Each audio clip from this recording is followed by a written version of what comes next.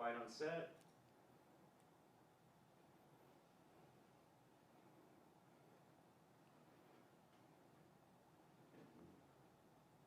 Five, four, three. Good morning. Welcome to Springboard Your Biz TV. Today's show was going to be about 2020 and how it made managing the customer experience so much more difficult. John McKeever, the CRO of Endeavor Management, was going to be my guest, but he had some personal responsibilities that he had to take care of today. Don't fret though, we're going to have him next week, same time, same location. So we're going to do next Thursday at 9 a.m. another episode to cover what 2020 did to the customer experience. The reason that I was having John on is he is the expert. He is the go-to in my world where we go to learn about customer experience. We go to learn from him about brand. We go to learn from him about operational improvements and how those operational improvements improve the overall experience, but also how you have to meet the emotional needs of your customer. And a lot of times those emotional needs, they go unchecked, right? Because maybe we're focused on time to deliver or making sure we meet the objectives or, some other operational excellence measure. And so often we forget about the overall experience and the people, right? It's the customer that is the most important. It's the customer who needs to be able to say they enjoyed our service, or we have a product that is quality, that's something that they would refer to others, right? That's what John calls brand advocacy. So again, we're going to dive in a lot deeper next week with that. But this week, I want to talk about culture, because culture is something that we specialize in.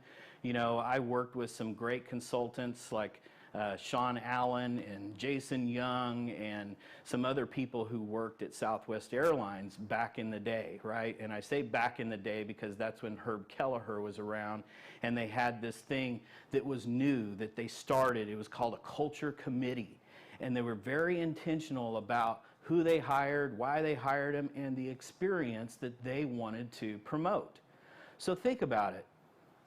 Southwest Airlines, number one, they didn't have first class, business class, last class.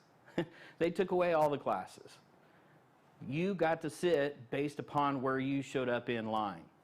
The other thing that they did is they took all the formalities out, right? They had people that they were competing against that, really kind of had this stuffy appearance to them, and in some way it was very professional, and it was done to make you feel safe.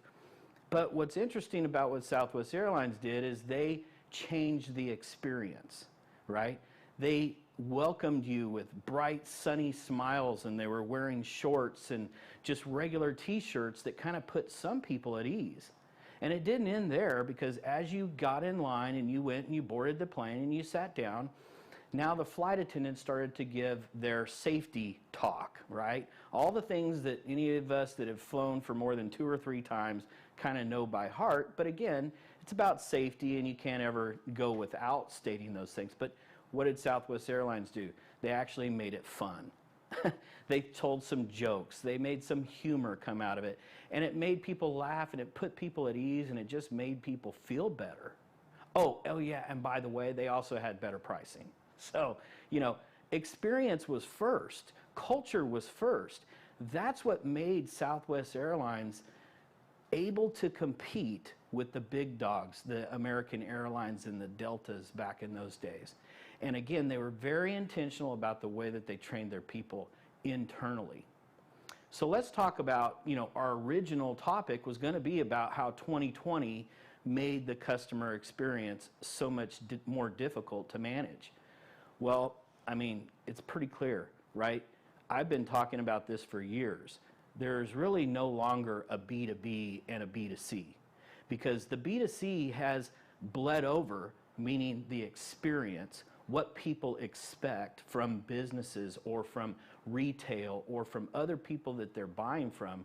They expect for their needs to be met in an easy way, usually by some sort of technology integration. And this technology integration has really blurred the lines of B2B and B2C. And so I like to call it, we're really living in the world of human to human.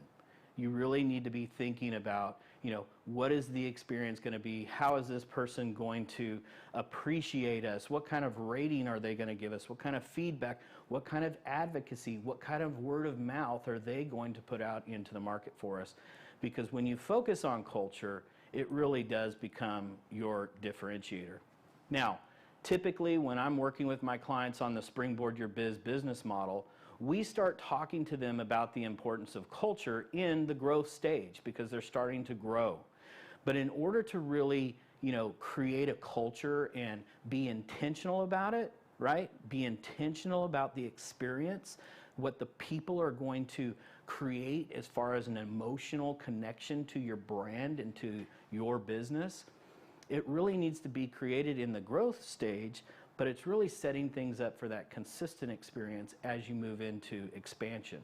So by the time I get to helping companies in the expansion stage, culture is always at the top of the list, because if you start with the people can get behind what you're implementing, whatever strategy, whatever goal, whatever objective you're putting in front of them.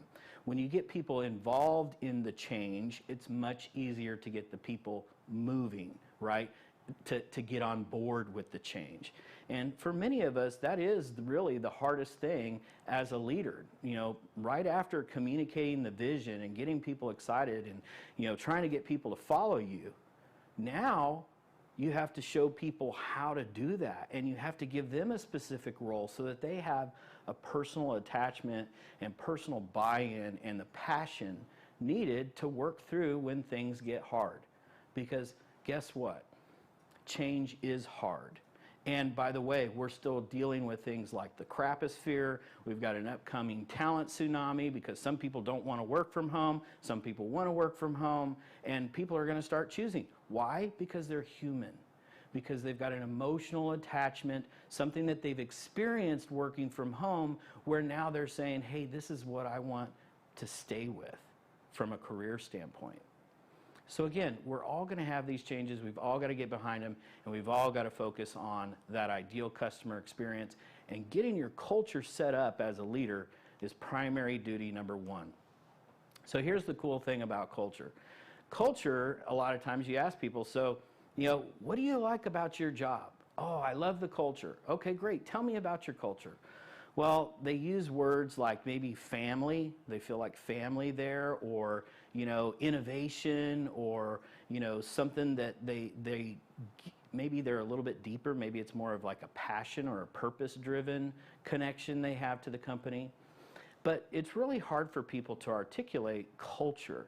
And so a lot of times we actually help companies create a language and understand how to use some of the models, again, models that are used by Fortune 500 companies that we bring into the small and medium-sized business to help them have those same advantages, because everybody's got to compete these days. The internet has just made it so that we have to compete with all size businesses. Small, medium, and large are all competing the same, and culture is one of the ways that you can level that playing field. So, when you talk to leaders and you talk to those that maybe aren't as in tune with their culture, they think that things get done by, you hold people accountable, you set the goals, you develop the strategies, and then you inspire them to go out there and get those things done. And yes, that is definitely part of it, but again, that's part of the operational side of it. That's more of the functional pieces. Then there's this undertow, right? This underbelly that's going on inside of things where, you may have a leader who gives a presentation and everybody claps their hands and then everybody gets ready to leave the room. And you have other leaders in the company who start saying, yeah, that's all great, but we're going to keep doing things the same way we've done them. That completely and totally undermines anything, any agreement, any growth plan that you have when you do that, or when somebody on your team does that. And so that's where now the culture starts to play a role in how the company actually goes about doing business. So you have things like corporate politics and unwritten rules and other people's attitudes and old habits, traditions, beliefs, perceptions, fears, assumptions, just all types of things start to come out of, what was actually said and how that's actually going to be implemented. What does that do for the ideal customer experience? If you're trying to be specific and you're trying to be strategic and you have other people that are diverting into other areas, they're just really slowing things down or impeding the overall experience that you're trying to create. So you really have to get your people on board. And the first step of doing that is to give them a common way to understand culture. So this is one of the first things that we speak to leaders about and leadership teams, is really understanding what are the 6 elements of culture and where do you start when it comes to actually trying to create the change that you've envisioned. Well, number 1, the first element of culture is your overall beliefs, right? So these are your values and your virtues. And I say virtues because values, sometimes we may say, hey, I value, hardworking people. And then if you don't come in at an early hour and don't leave at a late hour, then somebody could perceive that you're not a hardworking person, right? Because they don't see these things. And that's what a lot of this turmoil is going on with the work from home. They don't see you. So how do they know if you're sharing the same values? How do you know if they're working the same way? But essentially, what people say and do is really what identifies the values within the company. And it's very important that leaders sit down and say, what makes a high performer in our company? What do these people say and do? And then, what makes a low performer in our company? What do these people say and do? So we start to create this conversation around the beliefs of the values and what people say and what people do, and we start to create this common language. That's step number 2. When you have a common language, these are the things that start to, bond who you are as a culture and who you are as a team. When I worked with Kepner Trago, there was a word that we would say, and it was called SAPA-DAPA. Nobody outside of Kepner Trago, maybe some people who went through some of the leadership development training actually knew what SAPA-DAPA was, but for most people outside of Kepner Trago, if I say that to you, you would have no idea what I was talking about. Well, that's an element of that language. So that's one element of that piece. The other part of communication that establishes your overall culture and the feel, right, the way it feels at work, is the way that communication and feedback is delivered, right? Do you have performance reviews? Do you have huddles? What is the way that your people go about giving and receiving feedback on a regular basis? Number 3, we talk about behavior, right? Behavior in a culture can't be win-lose, right? There can't be this group over here that seems to always be winning and this group over here that always seems to be losing. There needs to be some type of consistent win-win intent in order for an overall business or culture to start to develop in a way that it's positive and it'll actually stay. There's so many different ways that I could go into, what we as a society and our culture and what our media puts on TV that we have to deal with. Anytime something bad happens, the outrage around it is just huge. And it really affects our overall culture because we don't see a consistent win-win going on at any given time. The media can literally drive what we see going on and how that impacts us, and we start to see, hey, maybe this week this group of people are being mistreated, and the next week, oh well, now this group of people have an axe to grind. Then you see it go into social media and it just goes all over the place. It has huge effects emotionally on the culture. So when you're a leader and you're in your business, you have to pay attention to that same type of intention, that your culture needs to have a win-win intent.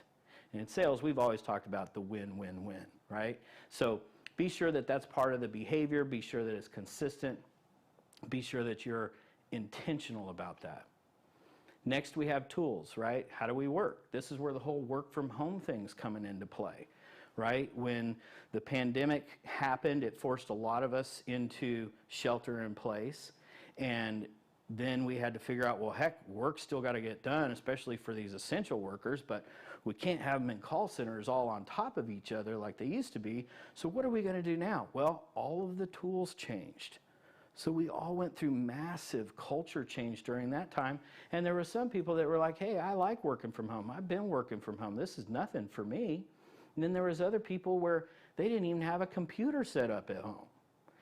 The businesses had to think about security. They had to think about how they were going to pay for broadband and Wi-Fi and all these other things that affected the overall tools. So you see where tools and the way that you work has a big impact on your overall culture or the experience that people have while they're working there. Next, we have social structure. You know, the social structure is really about the way that you go about being a leader, being a manager, giving that feedback. You know, what are you allowed to say? What are you not allowed to say? Sometimes these are spoken and sometimes they're unspoken. I'm going to talk a little bit more about that in just a moment. And then finally, we have the overall environment. Again, another thing that was infected last year. So you can see how important culture is and really understanding what are all the different elements that you need to pay attention to when you're being intentional about creating a culture where people thrive and not just survive. When we talk about people, we talk about perceptions and we talk about attitudes. And again, we talked at the very beginning, one of the key elements is their overall beliefs.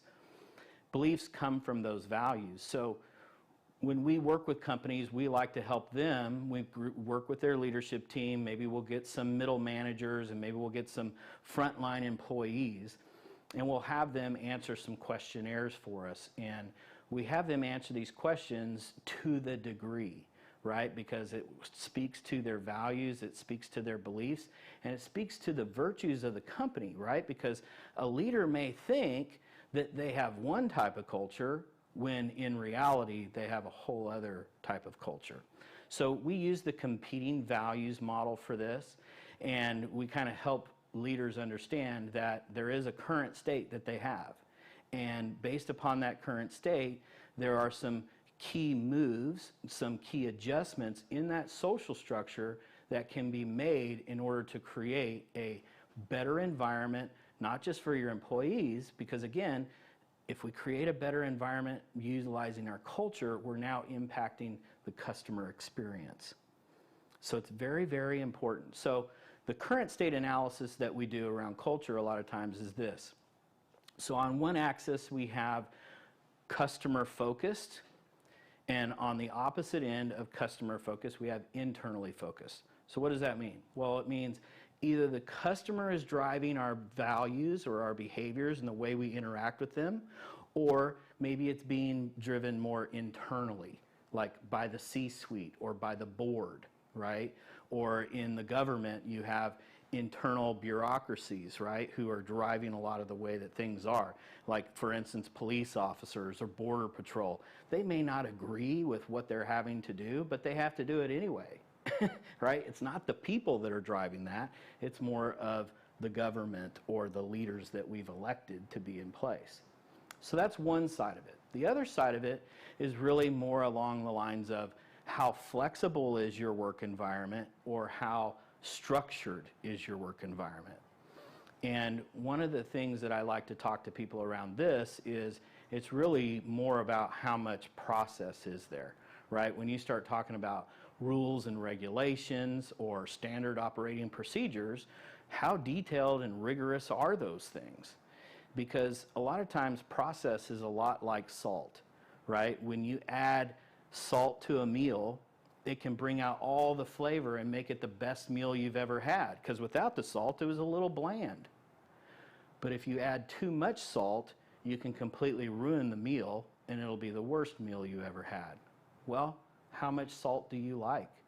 It's kind of the same way with process when we start talking about culture.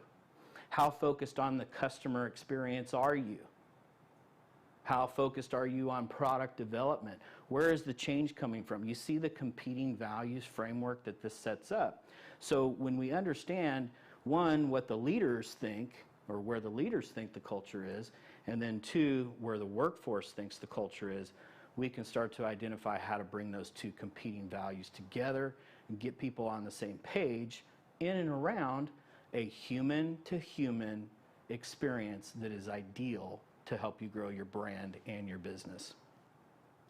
When we do this, we can map out, like, here's your current state, and then we kind of help the leaders articulate, again, what are some of the things that we had in our ideal state, the ideal reality where we want to go, and we can map that out.